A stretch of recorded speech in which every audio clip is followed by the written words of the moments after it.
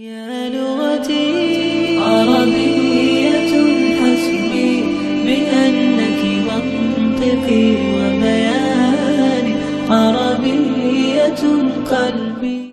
I quickly ask one question. Yeah, sure. Were you talking about abortion? Was I right in hearing that you said, according to Islam, it's justifiable to have an abortion in certain circumstances? Yeah. So there's difference of opinion amongst the ulama, amongst the scholars. So many of them say it's completely wrong, like the lady over there said, like regardless of what circumstance, what situation. Yes, but there are many scholars who do counter that and say that if the life is in danger of the mother, then you're permitted. If there is a situation of rape and the child may be looked upon in a bad way by the parents or whatever it is, then obviously that won't be conducive.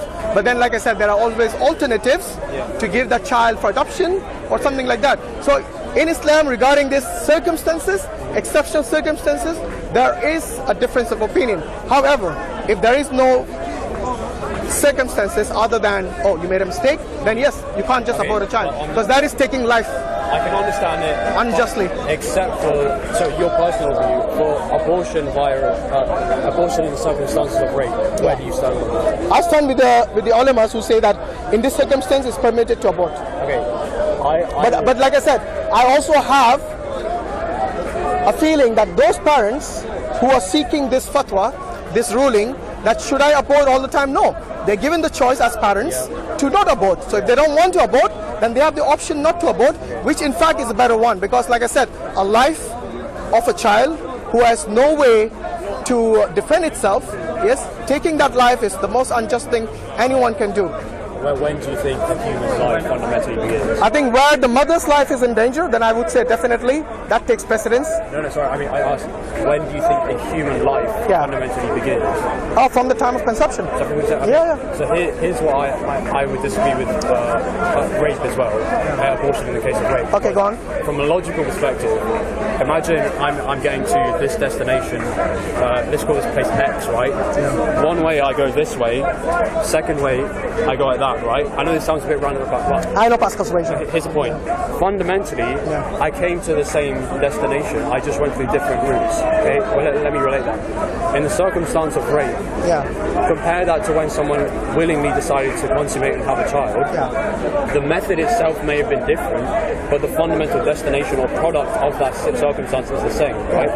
And if life begins at conception, then irrespective of the fact that it originated from a horrible sin of rape, that doesn't therefore deny the fact that that child is still a child alive, and it's therefore logically incoherent to justify murdering that. So then it's like you can't. That's the reason I told you there's a difference of opinion. I know, but so I never said it's completely okay or it's completely wrong. What I'm saying is that in that circumstance where the mother has been to a trauma, yes, and trust me, you cannot and I cannot understand this trauma. Yes, of rape. Yes, and even the women who are here, even they cannot understand from the victim's perspective what rape and what the consequences of that is going to be. So for us to judge them from here, I think that's pretty selfish. But if I'm saying what I said, the reason I said not to discuss the exceptions is because most of the abortions that do take place, I would say 95 to 98%, yes, is because of unwanted pregnancy. And that is what I'm saying. Let's discuss the ones that who really are guilty, rather than judging those exceptional circumstances where it would have been very difficult to lose, let alone lose a child, but to think of the trauma that they went through when they were forcibly raped itself, I cannot fathom that. I mean, I agree with you. I mean, if you actually were someone arguing for abortion when they unplanned it, then this would be a different discussion, but I'm focusing on the exception. So you as a Christian, what would you say? I'd say it's the only circumstance it could be potentially justifiable. Justified by religion or by you? I think from what I understand of the Bible, I need to do more digging. It's not in the Bible, trust me. I know not explicitly, but from what even it is if you count it as murder. I mean, because murder is forbidden by the Bible, and if as you say, life starts on good point, actually. I mean, in the sense that we were talking about the exceptions. I would only say where the woman's life is in danger in the circumstance as well, or where the baby's life is in danger as well, then by you choosing an abortion in that circumstance, if there aren't any other medical options, but you choosing an abortion is morally justifiable because you're not introducing death into the situation. You're merely trying to maneuver it to minimize. Well, you're introducing the death of one. No, there has to be one of them that you are deciding to kill. I'm saying two of them are going to die, right? Oh, both of them? Imagine both of them. Then of course you're going to go for minimizing the death. But you still have killed one, right? So there is death involved. I would disagree. I wouldn't say that you killed my friend, there is still death involved. What you have done is you have done something called the lesser evil. Something called the lesser evil. So instead of killing both of them, yes, you would rather choose one of them dies, the other lives. There is still death involved. You wouldn't say that is not involved. I wouldn't disagree that death is involved. I disagree where killing is involved. On the basis... It's still killing, my friend. Okay, well, I would say it's murder. It's killing, but it's not murder. In the case of the child, abortion, like you said, which is a good point, and I do agree with that, it's murder. I wouldn't say it's murder. Why not? Because there's a distinction between murder and killing. Okay. Right? Murder would be sinful, but killing is not sinful. Why would you not consider it murder? Let's define that. Sorry, let's understand that first. Why would you think abortion... In that circumstance. In that circumstance would not be murder. Okay, because death is already present within the circumstance, however you look at it. Right? Whose death is present? Both the mothers and the child. Okay. And all you are simply doing is trying to minimize the effects of that death that is always going to be present. By doing what? By bringing the child to die first. By murdering one. But wait, it's not murder though. It is, it's semantics now. I'm not, but semantics, but it's important because murder... I know there's a justified reason. Murder would be... Wait, there's a justified reason, in this case, to save one life instead of losing both. There is a justification. There's a justification. Well, if you think otherwise abortion is murder, then you would also call this murder. No, because the definition... So in a circumstance where there's unplanned unplanned pregnancy, why is that murder and not this? Here's why, and it is kind of semantics, depends where you come from. That's what I'm saying. I know, but here's the thing. Murder would be defined as unjustifiable killing in the eyes of God, whereas killing is just generic. Killing is a more umbrella term, right? You can kill, you can take away life, but murder is that compartment of killing, which is where it is unjustifiable in the eyes of God. There is some killing that would be justifiable. Okay. So what justification is in this case? Saving the mother? Is that you're saving the mother by rerouting the scope of the death to only take one. Okay, fair enough. I'll accept that. Okay. I don't see, because like I said, the whole reason of giving this as an exception from the Islamic perspective was for the same reason. So in that case, this is an exception. But I mean, as a Christian, it doesn't work with rape. Here's why. The problem is with rape is that fundamentally on a biological level, that child is still a child. It's the same if it came from a normal conception, chosen conception. And so I know you say the trauma of the woman and so on, but it doesn't make sense to say the woman has been through a traumatic experience, therefore it betters the situation morally to then add murder to it. And I've actually heard many testimonies from women, not personally but on the internet and so on, saying that they actually didn't, in the long term, didn't feel better from adding to their rape the fact that now there was a murder of an innocent child. But you also have the converse, right? What do you mean? The women who are glad that they aborted. Yeah, and I'm saying their feelings aren't the arbiter of morality. I'm saying fundamentally, the fact of the matter is that it is wrong to kill an innocent child, and that child should not be paying for the sins of an evil man. You know, you said innocent child now for this case. Yes. But for the other case, you use the word justification. Why would you make a distinction between the two? Because as far as I'm concerned, both were children, both were innocent. But in that case, you use the word, you use the word justification, and you did not use the word innocent. I don't know if you realize that. I didn't realize it. Okay, so let me ask you this question. Was that child innocent? Is it just to kill an innocent child? It's somewhat straw-man to phrase it. Say again? Phrasing it so reductively is kind of like... What do you mean? This is a clear-cut... It can be. An innocent child, listen to this, an innocent child is a child who has done no wrong, a child who had no control over its being born, a child who is unable to defend itself, I understand. Or to question the killer or the murderer, why you're killing me. I understand. Now you tell me, how is that not innocent? I never said it wasn't innocent. So it is innocent. I agree. Okay, now the question.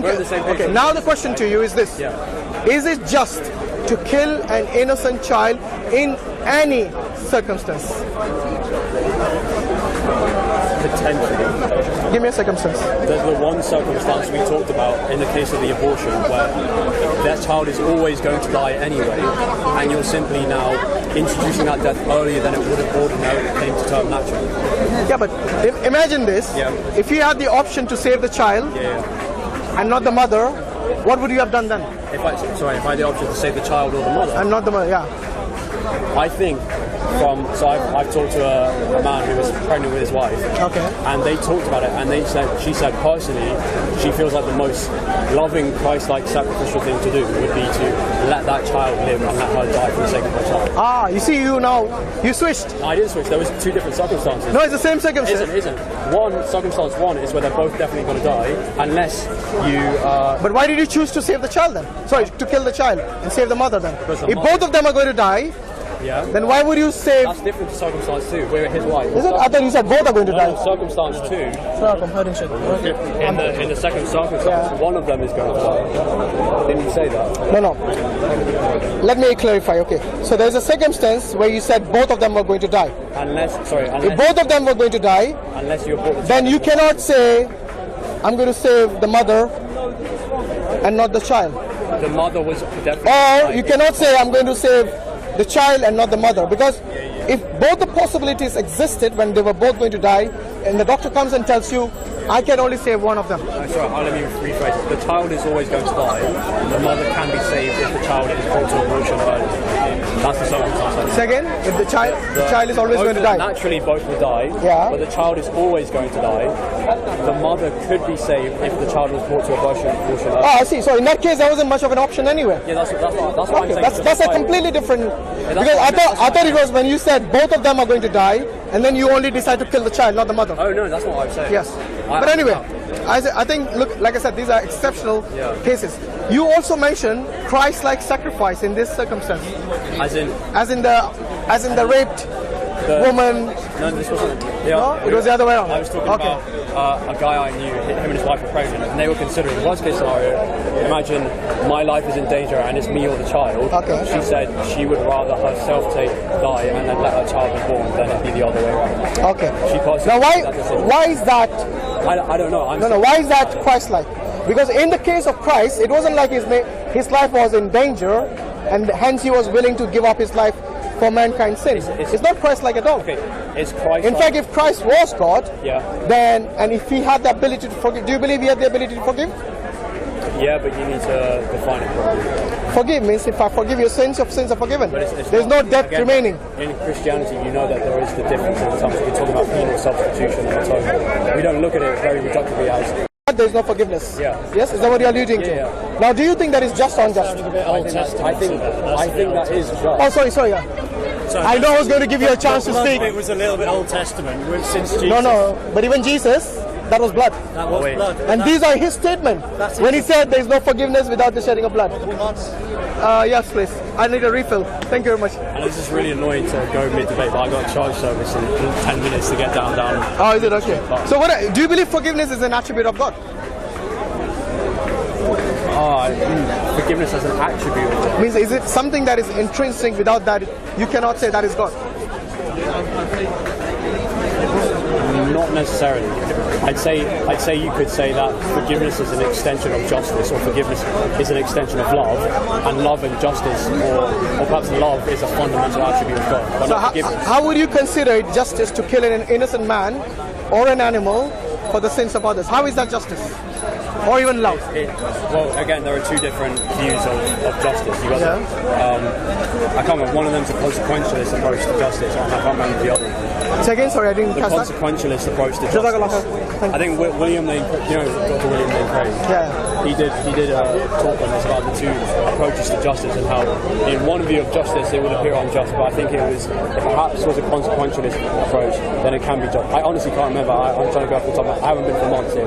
But look, when I look at it from it's unjust from a humanistic perspective. Yes, because you were very articulate in the way you considered certain abortion to be just and the others to be unjust. Yes, but you see, this is something fundamental to your belief. And I find it quite odd that you haven't actually studied this. I have studied this. It's just and you're unable to articulate this fundamental aspect of your belief, like the way you were able to do abortion. It's because I've had more abortion debates at school than Christians. Seriously? Yeah. Maybe you should have some debates with Muslims next time. I will. I'll see how what's your name? Luca. Nice. Yeah, I think we did speak before. Yeah. Hashim. Nice to speak to you. Take care. Next time, yeah? See you Take around. care. Bye-bye. Okay, assalamu alaikum guys. Jazakallah khairan. يا لغتي عربية حسبي بأنك منطقي وبياني قلبي